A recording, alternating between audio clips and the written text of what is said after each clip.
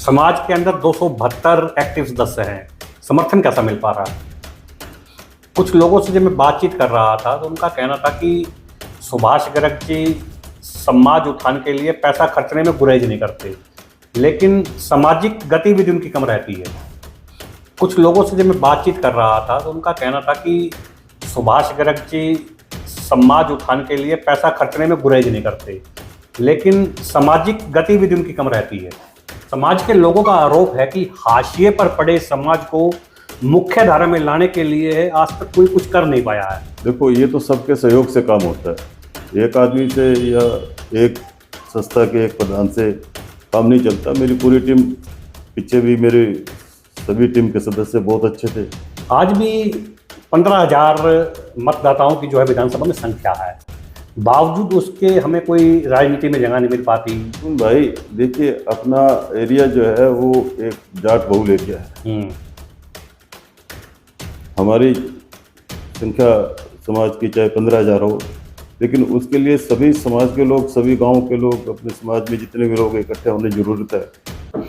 आगामी 10 मार्च को होने वाले अग्रवाल सभा के चुनाव हेतु जो उम्मीदवार हैं सामने आने लगे हैं। वर्तमान प्रधान सुभाष गर्ग बट्टू वाले हैं, वो भी प्रधान पद हेतु एक बार फिर से अपनी किस्मत जमाने के लिए चुनावी मैदान में उतर पड़े हैं। मैं आपको बता देता हूं कि आज से 3 वर्ष पूर्व जब अग्रवाल सभा के चुनाव हुए थे तो देवी दयाल तायल ने सुभाष गर्ग बट्टू वाले के रूप में एक ऐसा चेहरा मैदान में उतारा था कि लोगों को उसी समय आभास हो गया था कि सुभाष गर्ग बट्टू वाले समाज के लिए कुछ ऐसा कर गुजरेंगे जिससे कि समाज की उन्नति होगी। और पिछले 3 वर्षों में समाज के लिए सुभाष गर्ग ने जो किया वह वाकई सराहनीय है। आज इनसे जानेंगे कि आगे ऐसा क्या विजन है कि एक बार फिर से समाज के लोग उन पर विश्वास करें और उनको फिर से है ताजपोशी कर समाज का प्रधान नियुक्त करे। बहुत बहुत स्वागत है सुभाष जी। सबसे पहले तो मैं हरियाणा की गूंज के पूरी टीम को बहुत बधाई देता हूं कि आपने मेरे को यहाँ बुलाया और समय दिया। चुनाव नजदीक हैं, तैयारी पूरी है क्या? हमारी तैयारी पूरी है। हमने पिछले 3 साल में जो काम करे, आप सब लोगों के सहयोग से अच्छे काम हुए, तो आज हम काम के आधार के ऊपर दोबारा फिर मैदान में हैं और हम पूरी कोशिश के साथ, पूरे बहुमत के साथ हम जीतेंगे। अभी कुछ दिन पहले हमने इसी स्टूडियो में आपके प्रतिद्वंदी उम्मीदवार विनोद बंसल का जब साक्षात्कार किया था तो उन्होंने इशारों में काफी हमले किए थे आपके ऊपर। देखो क्या है, जो सामने कोई बंदा खड़ा है तो वो तो अपने तरीके से बोलेगा, लेकिन हमने तो काम करके दिखाया है और आगे भी करेंगे। हमें उनसे कोई एतराज नहीं है किसने क्या हमला किया है। हमें तो व्यापारी आदमी है, व्यापार करेंगे और समाज ने जो विश्वास जताया है उस पर भी पूरे भरोसे के साथ आगे निकलेंगे। समाज के अंदर 272 एक्टिव सदस्य हैं, समर्थन कैसा मिल पा रहा है? समाज का पहले भी बहुत अच्छा समर्थन था और अब तो समाज का सभी सदस्यों का अपने को पूर्ण समर्थन है। कुछ लोगों से जब मैं बातचीत कर रहा था तो उनका कहना था कि सुभाष गर्ग जी समाज उत्थान के लिए पैसा खर्चने में गुरेज नहीं करते, लेकिन सामाजिक गतिविधि उनकी कम रहती है। देखिए, मैं व्यापारी आदमी हूँ, व्यापारी के नाते ही आप लोगों ने मेरे को चुना है। मैं चाहता नहीं कि मेरे समाज में कोई ऐसा झमेला हो जिसका हमें कोई समझौता ही करना पड़े। तो सामाजिक कार्यों के लिए ऐसा नहीं है कि मैं आगे नहीं आता, लेकिन जो काम दिया है मेरे को पहले तो मैं वो काम को संभाला। मेरे पास धर्मशाला का काम था, स्कूल का काम था। धर्मशाला की हालत बहुत ही दयनीय थी, उसको ठीक किया। स्कूल में आज कोई हमारा डिस्प्यूट नहीं है, काफ़ी बड़ी देनदारियां थी, सबके सहयोग से वो क्लियर करी है। आज हमारी कोई देनदारी नहीं है, हमारा स्कूल भी अच्छा चल रहा है और धर्मशाला भी अच्छी चल रही है। 9 वर्ष तक सभा प्रशासन के हाथों में रही। जब प्रशासन के हाथों से छूट के समाज के पास आई, तुरंत बाद आप प्रधान बन गए। उस 9 वर्षों का जो हुलिया था 3 वर्ष में सुधारने में कैसा लगा? देखिए, टाइम तो लगता ही है कि 3 साल 9 साल का काम जो बिछड़ा हुआ था, जो पूरा करना था। हमारे स्कूल के बच्चे बहुत कम थे, जब मैं आया जब 280 की स्ट्रेंथ थी, आज 380 की स्ट्रेंथ है और आने वाले टाइम में ये 480 500 के लगभग हमारे बच्चों की स्ट्रेंथ हो जाएगी। तो हमारा स्कूल भी पैरों पे खड़ा हो जाएगा। धर्मशाला का काम आपने देखा है, सभी कमरे हमने सही तरीके से बनवाए हैं। आज एक धर्मशाला ना होके होटल का रूप ले लिया और आने वाले टाइम में और भी काम बाकी पड़ा है, वो काम भी हम बखूबी आप सब लोग के सहयोग से करेंगे। और अपने समाज को किसी बात के लिए भी अभी हमने बहुत अच्छा एक विकलांग कैंप लगाया था 2 दिन पहले ही, 2 दिन का कैंप था हमारा, उसका बहुत समर्थन मिला। पूरे डिस्ट्रिक्ट से लोग आए, चौधरी दोडाराम आके उनको सम्मानित करा। हमने व्हील चेयर रिक्शा मुफ्त में बांटी। भारत सरकार का हमारे पास सहयोग था, उनके सहयोग से हमने ये काम किया। तो ऐसा सामाजिक कार्य है, ये जनता के लिए है और समाज के लिए हम करते रहेंगे। ये जन सेवा थी या चुनावी स्टंट था? ये हमारी जन सेवा थी, चुनावी स्टंट कोई नहीं था और हमने कोई इस पे पैसे खर्च नहीं करे। ये तो सरकार ने हमारे को दिया बांटने के लिए, तो हमारी तो ये जन सेवा थी। जैसे ही सरकार ने दिया, उनके बंदे आए, नुमाइंदे आए, डॉक्यूमेंट्स पूरे किए, उनको सबको दिया हमने, हमारे लिए पूरे समाज को दिया हमने। समाज के लोगों का आरोप है कि हाशिए पर पड़े समाज को मुख्य धारा में लाने के लिए आज तक कोई कुछ कर नहीं पाया है। कितना सरोकार रखते हैं इसे? देखो, ये तो सबके सहयोग से काम होता है, एक आदमी से या एक संस्था के एक प्रधान से काम नहीं चलता। मेरी पूरी टीम, पीछे भी मेरे सभी टीम के सदस्य बहुत अच्छे थे।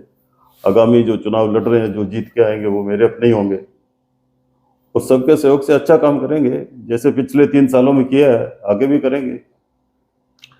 आज भी 15,000 मतदाताओं की जो है विधानसभा में संख्या है, बावजूद उसके हमें कोई राजनीति में जगह नहीं मिल पाती, पॉलिटिकल पर्सन हमारे यहाँ कोई आ नहीं पाता। क्या लगता है सुभाष जी, प्रतिनिधित्व की कमी है क्या? तरुण भाई, देखिए, अपना एरिया जो है वो एक जाट बहुल एरिया है।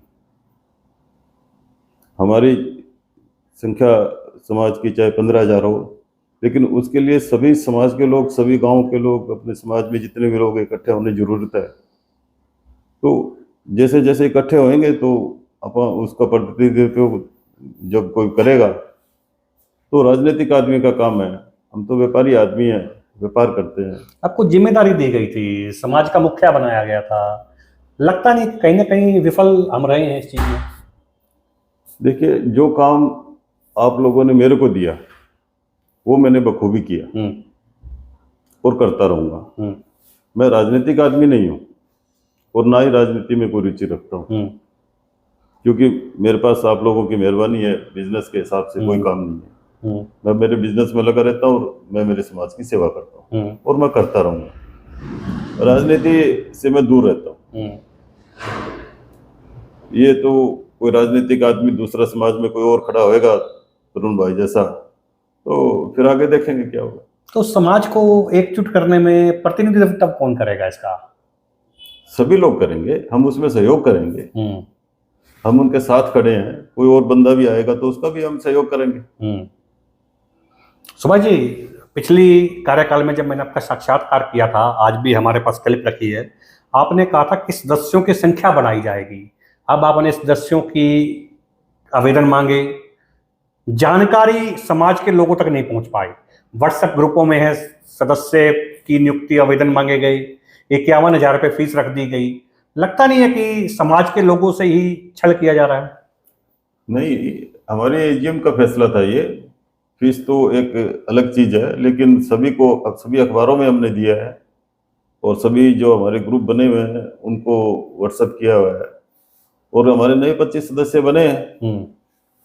जिनके बनने की इच्छा थी वो लोग बने, सभी लोग, सबके लिए खुला था।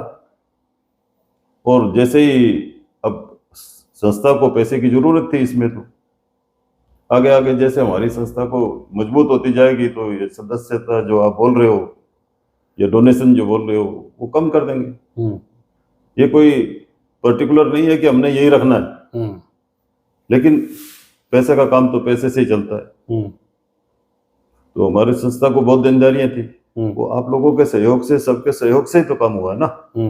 एक आदमी कोई देने वाला या दो आदमी देने वाले नहीं होते, सारी संस्था के सहयोग से ही काम होता है और आगे भी हम अच्छा काम करते रहेंगे। समाज के अंदर यदि बात करूं, जरूरतमंद परिवार ऐसे भी हैं जिनके ऊपर परिवार का जो मुख्य है मृत्यु होने से है, बेटियां उनकी कुंवारी रह जाती है, जरूरतमंदों को इलाज नहीं मिल पाता है। क्या समाज के पास उनके लिए भी कुछ योजनाएं हैं? हमने योजनाएं हमारे संस्थापक थे रामनिवास जी, सेठ रामनिवास जी, जिन्होंने ये बनाई थी धर्मशाला, स्कूल बनाया था, उन्होंने ही सहयोग राशि चालू करी थी। वो आज हमारी 7 लेडीज को, जेंट्स को अच्छी सहायता आज भी चल रही है। जो संस्था स्टार्टिंग से चली थी, जो सहयोग चल रहा है वो गरीबों को ही जा रहा है, वो जाता रहेगा। क्या अभी स्कूल में जो है जरूरतमंद परिवार है उनके बच्चों को शिक्षा भी निःशुल्क दी जाती है? शिक्षा निःशुल्क दी जाती है, वैन का खर्चा भी नहीं लिया जाता, और उनको ड्रेस, उनको किताबें, वो स्कूल में काफ़ी बच्चों को, 100 से ऊपर बच्चों को हम जो है फ्री ऑफ कॉस्ट पढ़ा रहे हैं। जब भी तो हमारा स्कूल जो है वो एक लेवल में आने के लिए हमारे को 100-150 बच्चों की और ज़रूरत है। तो अभी हमारा स्कूल 3 साल के अंदर अपने पैरों पे खड़े होने की पोजीशन में आया है। तो आगे इसको और अच्छा हो जाएगा, तो स्कूल हमारा बहुत अच्छी पोजीशन में अब आ गया है। हमारी प्रिंसिपल है किरण चौधरी, काफ़ी अच्छा काम कर रही है। समाज के ऐसे बहुत से परिवार हैं जिनके बच्चे और स्कूलों में शिक्षा ग्रहण कर रहे हैं, कमी कहाँ नजर आती है? देखिए, 9 साल में, जब पिछले 9 सालों में स्कूल ने जो है वो पीछे चला गया था, हाशिए पे चला गया था, तो उसको लाने के लिए अब हम पूरे परिपूर्ण साधन से, संपन्न से, टीचर से, हर साधन से हम अब पूर्ण हो गए हैं। तो ये अब नेक्स्ट जो सेशन आएगा तो इसकी ये कमी सब पूरी हो जाएगी, और सभी सदस्यों से, सभी समाज के लोगों से हम रिक्वेस्ट करें कि वो बच्चे भी अपने स्कूल, हमारे स्कूल में, महाराजा अग्रसेन स्कूल में डालें। विजन क्या है इस बार? इस बार समाज उत्थान के लिए विजन क्या है सुभाष जी का? देखो, हमारा विजन एक तो जो फव्वारा चौक है, महाराजा अग्रसेन चौक के नाम से अभी हमारे पास लेटर आया है, उसका जीर्णोद्धार करके हम उसको सही दिशा के अंदर नगर परिषद के हिसाब से उसको, उसका जो है वो जीर्णोद्धार करें। करें। दूसरा, हमारे धर्मशाला में कुछ काम बाकी है, वो पूर्ण करेंगे। स्कूल को अच्छी एकेडमिक देके, अच्छा एक माहौल बना के, हम चाहते हैं कि जैसे पुराने 600, 700, 800 बच्चे थे स्कूल में, तो वो वहाँ तक हम पहुँचे। इन 3 सालों का विजन हमारा ये रहेगा। सेठ रामनिवास जी की कार्यशैली से कितना प्रभावित है? उनका तो कोई जवाब ही नहीं है। उन जितना काम तो हम नहीं कर पाएंगे। उनके द्वारा हमारे संरक्षक सेठ देवीदयाल तायल जी, जिनके पद चिन्हों पे हम चलते हैं, उनसे बहुत सीखते हैं, और उन जैसा सहयोग कोई कर नहीं सकता, और करता है तो वो कुछ ना कुछ पाता ही है। उनके सहयोग से हम बहुत प्रभावित हूँ। मैं सेठ रामनिवास जी से, मेरा निजी उनसे संपर्क रहा है, और देवीदयाल तायल जी हमारे जो अभी संरक्षक है, वो पूरा काम कर रहे हैं हमारे साथ। आपने देखा होगा, उनका कार्यकाल देखा है ना नजदीक से? मैं उनको बहुत अच्छी तरह जानता हूँ। मैं उनको देखता था, पढ़ता था, लिखता था। मैं उनको इतना नहीं था, मैं बट्टू रहता था उस टाइम, लेकिन उनको भुला नहीं पाता। मेरे जानकार बताते हैं, मेरी उम्र भी कुछ खास नहीं थी, जानकार बताते हैं कि सेठ रामनिवास जी के कार्यकाल में प्रदेश के मुख्यमंत्री कभी उनकी बात नहीं टाला करते थे। लेकिन आज हमारे समाज की स्थिति मुझे ऐसे लगती है कि एक ग्राम का छोटा सा नेता भी हमारी बात नहीं मानता। सेठ रामनिवास जी का तो अपना वजूद था, वो पॉलिटिशियन आदमी थे। व्यापारी कम थे, पॉलिटिशियन ज्यादा थे। तो वो अपने हिसाब से चलाते थे, उनका पीरियड अलग था, अब अलग है। हम राजनीतिक आदमी तो राजनीतिक काम करेगा, व्यापारी आदमी तो व्यापार के तरीके से धंधा चलाएगा। हम चाहते हैं कि हमारा स्कूल अच्छा चले, धर्मशाला अच्छी चले, हमारे समाज का पूरा नाम हो, सारे मिल बैठ के सभी फैसले जो भी हैं समाज के, वो एक जगह पे होने चाहिए, फैसले होने चाहिए। लेकिन उसके लिए क्या है कि पॉलिटिक्स में आना चाहिए, तो पॉलिटिक्स में आने के लिए कोई तैयार नहीं है। जैसे जैसे ही कोई बंदा पॉलिटिक्स में आएगा उसका हम सहयोग करेंगे। लगता नहीं है कि समाज में कुछ ऐसे लोगों की नियुक्ति भी कर देनी चाहिए, एक ऐसी टीम बना देनी चाहिए जो सरकार से संपर्क साध कर समाज उत्थान में सरकार की सहायता ले सके? ऐसा है तरुण भाई, आपका क्वेश्चन ठीक है, लेकिन क्या है कि हमारे यहाँ इतना ना तो इंडस्ट्रीज है, ना कोई एजुकेशन सेंटर है, तो अग्रवाल समाज जो है वो इतना बिजनेस यहाँ फल फूल नहीं पाता। इंडस्ट्री आए जब कोई अग्रवाल भाई जो है, जैसे आज हिसार है, सिरसा है, अग्रवाल भाई को काफी अच्छा काम कर रहे हैं, अपना पॉलिटिक्स में भी आते हैं, साधन संपन्न होंगे तब आगे जाएंगे। हमारा कोई इतना बड़ा यहाँ पे काम नहीं है। मैं निजी व्यापार की बात नहीं कर पा रहा हूं, आप समझ नहीं पा रहे हैं मेरी बात को, मैं फिर दोहराता हूं। क्या लगता नहीं है सुभाष गर्ग जी को कि फतेहाबाद मुख्यालय पर एक ऐसी टीम बनाई जाए जो राजनीति से संबंध रखता हो, राजनेताओं से संपर्क साध कर समाज के उत्थान के लिए उनसे लाभ ले सके? देखो सही है, आपका क्वेश्चन सही है, ऐसा होना चाहिए, लेकिन इसमें जो कुछ समाज के लोगों को आगे आना चाहिए, हम उसको में सहयोग करेंगे, लेकिन मैं राजनीति की बात मेरे समझ में आती नहीं है, इसलिए तरुण भाई मैं जवाब दे नहीं पाता। मैं तो ये कहूंगा कि मेरी धर्मशाला सही चलनी चाहिए, मेरा स्कूल सही चलना चाहिए। अगर आपने हमारे को फव्वारा बनाने के लिए चौक दिया तो वो बढ़िया बनना चाहिए। स्कूल में हमारी स्ट्रेंथ बढ़नी चाहिए, और सभी समाज के लोगों को कोई भी काम हो वो बैठ मिलजुल के ही समझा, बात करके ही, टेबल पे बैठ के ही काम को सही सल्टाना चाहिए। पिछले कार्यकाल में जब आप प्रधान बने थे, क्या सुभाष गर्ग की काबिलियत थी या देवीदयाल तायल का आशीर्वाद था? देखिए ऐसा है, आशीर्वाद तो देवीदयाल तायल जी का ही था, लेकिन उन्होंने जो बात बोल दिया और मैंने उनको कोई बात कह दी तो उन्होंने मेरी कोई बात को टाला नहीं, और ट्यूनिंग सही मिल गई तो हम आगे बढ़ गए। आज उन्हीं के कहने से आज फिर दोबारा हम मैदान में आए हैं, और सबके सहयोग से पूर्ण बहुमत से हम जीतेंगे। और हमारी पूरी टीम जो है ना, पूरा जैसे पिछले 3 साल निकाले, हमारा कोई सिंगल डिस्प्यूट नहीं हुआ।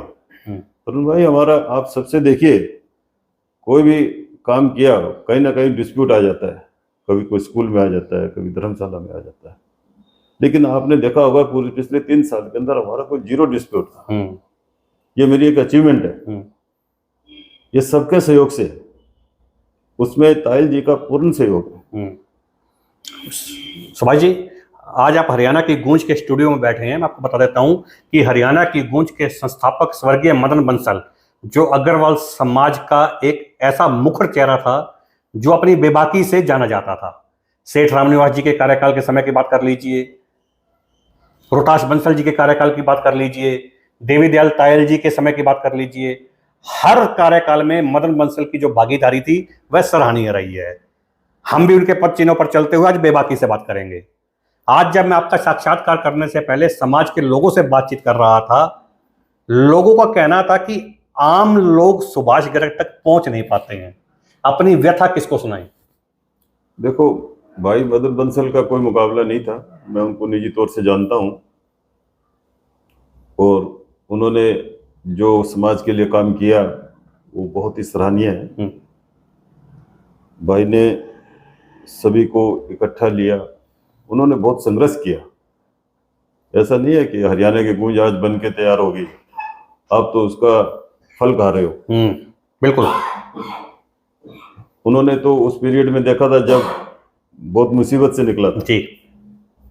और ठीक है, अभी आज हमारे बीच में नहीं है, लेकिन भगवान उनको स्वर्ग में आशीर्वाद दे, और हम चाहते हैं कि उनके पद चिन्हों पे आप चल रहे हो तो हरियाणा की गूंज बहुत सक्सेस है और आगे भी चलती रहेगी।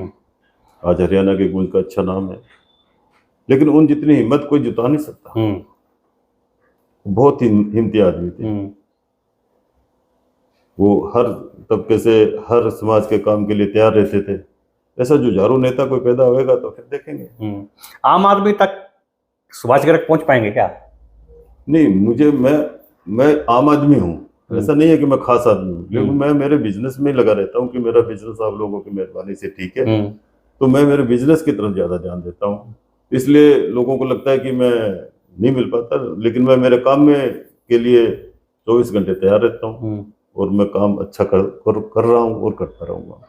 कुछ समय, कुछ दिन निर्धारित कर दीजिए ना समाज के उन लोगों के लिए जो जरूरतमंद होकर आपसे सहायता चाहता हो। हमने तो सको आप लोगों के सहयोग से जो भी प्रस्ताव हमारे पास आएगा वो कमेटी में रखता हूँ मैं, और जो भी फैसला लेते हैं वो सबके सहयोग से लेते हैं और उस पर अमल करने का कोशिश करते हैं कि जो भी एप्लीकेशन आती है उस पर हम उसको बखूबी देख के और उसको सहयोग करें। और जैसे हमारी सहायता राशि चल रही है इसी तरह कोई और भी प्रावधान होगा तो उसमें सोचा जाएगा। सुभाष गर्ग भट्टू वालों को आप सुन रहे थे, जिन्होंने अग्रवाल सभा के चुनावों में प्रधान पद हेतु अपनी ताल ठोक दी है। आज हरियाणा की गूंज के कैमरे पर बेबाकी से बातचीत करते हुए सुभाष गर्ग ने कहा है कि उन्होंने काम किया है और काम करेंगे, दिखावे में वे विश्वास नहीं करते हैं। और उन्होंने साफ तौर पर कहा है कि वे एक व्यापारी आदमी है, राजनीतिक आदमी नहीं है। व्यापार से संबंधित कोई भी बात आप करेंगे उसका जवाब वे बड़ी सहजता से देंगे, यदि राजनीति से संबंधित बात करेंगे तो उसका जवाब उनके पास नहीं है। उन्होंने साफ तौर पर कहा है कि विरोधियों का काम बोलना होता है। आप स्वयं उनके पिछले 3 साल का कार्यकाल का है जो कामकाज देख लीजिएगा। स्कूल की इन्होंने काया पलट दी है और जो धर्मशाला एकमात्र अग्रवाल धर्मशाला है उसकी काया भी इन्होंने पलटी है। यदि इस बार भी समाज इनके ऊपर विश्वास करता है और इनका राज तिलक करता है तो आने वाले 3 वर्षों में अग्रवाल धर्मशाला को और चमकाने का काम करेंगे और शहर का एकमात्र चौक अग्रसेन चौक का भी जीर्णोद्धार करने का काम करेंगे। वहीं हरियाणा की गूंज के संस्थापक स्वर्गीय मदन बंसल के बारे में बोलते हुए कहा कि उनका कोई सानी नहीं है और ना ही कोई पैदा हो सकता है। मदन बंसल की जुझारू का प्रमाण देते हुए उन्होंने कहा है कि मदन बंसल उस समय से हरियाणा की गूंज का पौधा लगाए हुए है जब किसी संगठन के लोग हरियाणा की गूंज को कुचलने पर आमादा थे, लेकिन मदन बंसल की दबंगता का ही परिणाम था कि आज वह लोग हरियाणा की गूंज को देख रहे हैं और हरियाणा की गूंज बुलंदियों को छू रहा है। मैं आज हरियाणा की गूंज के कैमरे पर बताना चाहता हूं कि 3 वर्ष पूर्व जब देवी दयाल तायल जो भामाशाह कहलाते हैं अग्रवाल समाज के, उन्होंने जब सुभाष गर्ग भट्टू वाले के रूप में प्रधान पद का उम्मीदवार समाज को दिया था तो समाज ने बिना सोचे समझे इनको वोट दिया था, अपना नेता माना था और अग्रवाल सभा का मुखिया बनाया था। 3 वर्ष के अंदर जो स्कूल में बच्चों की संख्या थी वो दोगुनी हो गई थी और अग्रवाल सभा एक धर्मशाला न रहकर एक होटल का रूप है उसने धारण कर लिया था। जब आज हमने इनसे पूछा कि एक ऐसी फौज क्यों नहीं तैयार करते जो राजनीतिक लोगों से राजनीतिक लाभ लेकर समाज का उत्थान कर सके, तो इन्होंने साफ तौर पर कहा है कि आपका सवाल अच्छा है, आपकी राय अच्छी है, इस पर विचार विमर्श जरूर किया जाएगा। जब हमने इनसे पूछा कि आपने सदस्य भी बनाए लेकिन 51 हजार पर लेकर बनाए, जिसकी क्षमता नहीं है 51,000 रुपए देने के लिए, क्या वह सदस्य नहीं बन सकता? बड़ी सहजता से जवाब देते हुए कहा है कि चुनावों के बाद है इस बारे में विचार विमर्श किया जाएगा, क्योंकि अभी संस्था को है चंदे की जरूरत थी, एक चंदे के रूप में राशि ली गई है, न कि सदस्य बनाने के लिए ली गई है। यदि किसी को ज्यादा लगती है तो वह विचार विमर्श करेंगे, कमेटी में बात रखेंगे और इस राशि को है घटा दिया जाएगा। बस ये तो आने वाले समय में साफ हो जाएगा कि सुभाष गर्ग भट्टू वाले की बातों पर विश्वास कर 272 सदस्यों में से कितने सदस्य इनके माथे पर राज तिलक करते हैं। कैमरामैन भारत नारायण के साथ तरुण गोयल, फतेहाबाद, हरियाणा की गूंज।